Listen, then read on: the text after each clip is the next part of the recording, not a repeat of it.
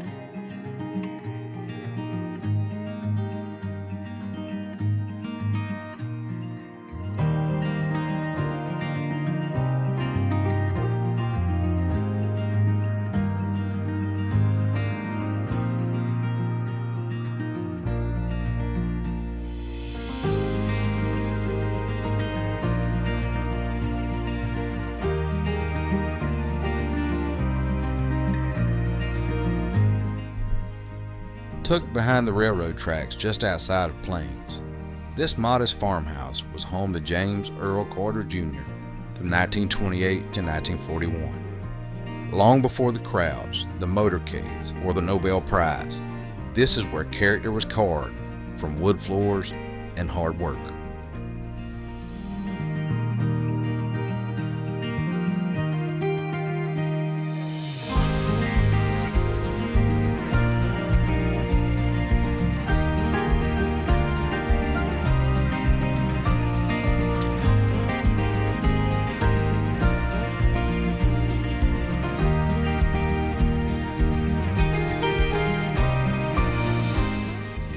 Jimmy Carter grew up during the Great Depression in a house with no running water and no electricity until he was nearly a teenager.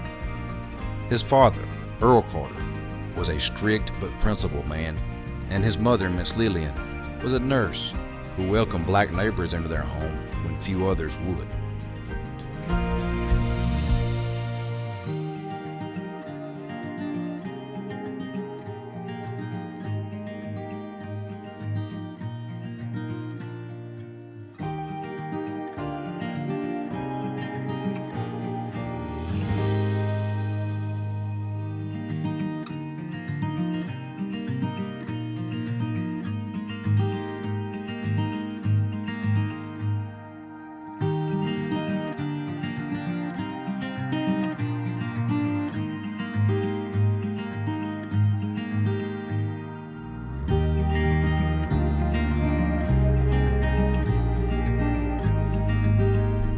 The values that shaped Carter's presidency, discipline, empathy, and faith, were all born right here, beneath this roof. This wasn't just a house, it was a crucible, a place where a young boy learned that leadership didn't come from power, but from service.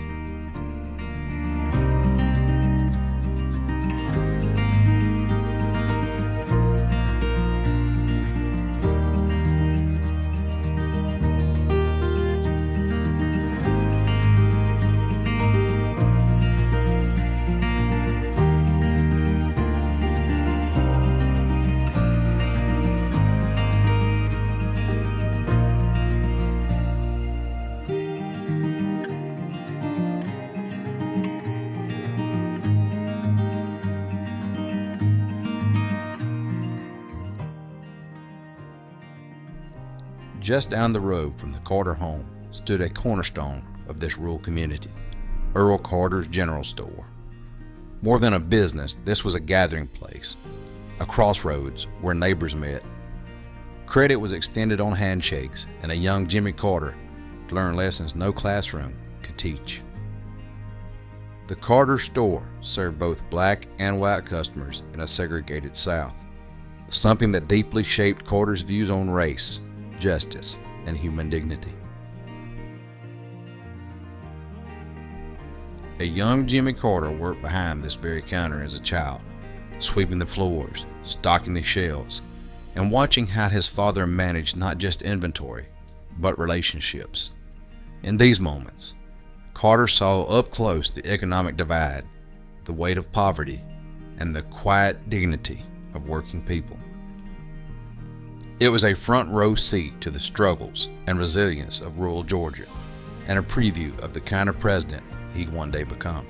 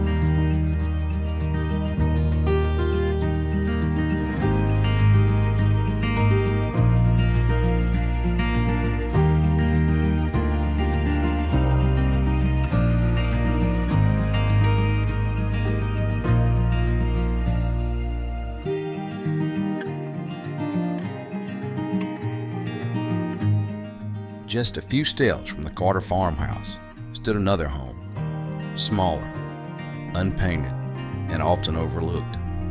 But to young Jimmy Carter, this house belonged to friends, to neighbors, and to the people who helped raise him.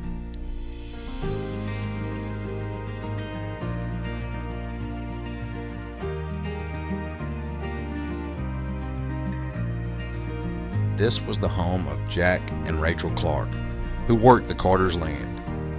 In the deeply segregated South of the 1930s, it was rare for white children to play freely with black children, but not here. Jimmy Carter grew up sharing games, meals, and stories with the children who lived in this house.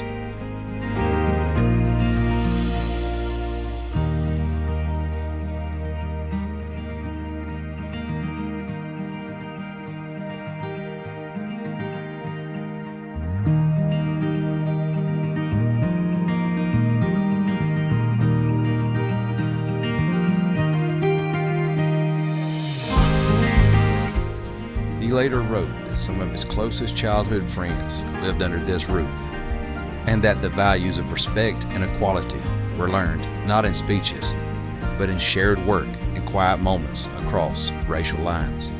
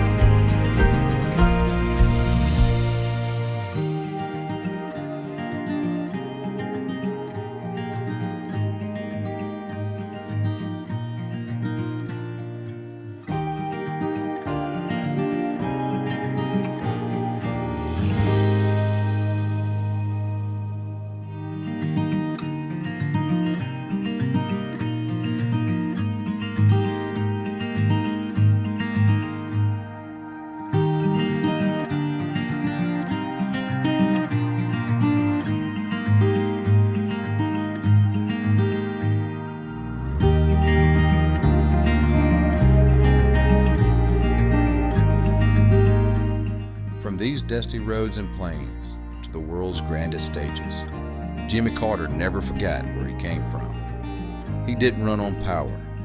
He walked humbly, offering something rare: honesty, compassion, and a promise that even the smallest towns can shape the biggest legacies. History lives in quiet places. Thanks for joining me in one of them. If you enjoy this journey, you might also like my Southern noir novels, stories rooted in the same rich soil, full of secrets, shadows, and the weight of memory. You can find them at pelhampugh.com or wherever books are sold. See you next time on American Shadows.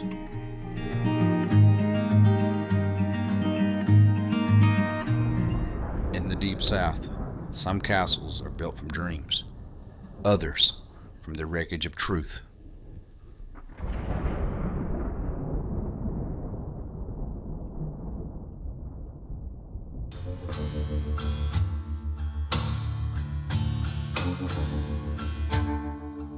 They say death row breaks a man, but Vernon Bruce was already broken.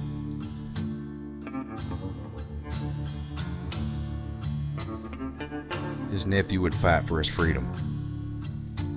His son didn't care if he lived or died. And while the boys turned against each other, the real monster watched.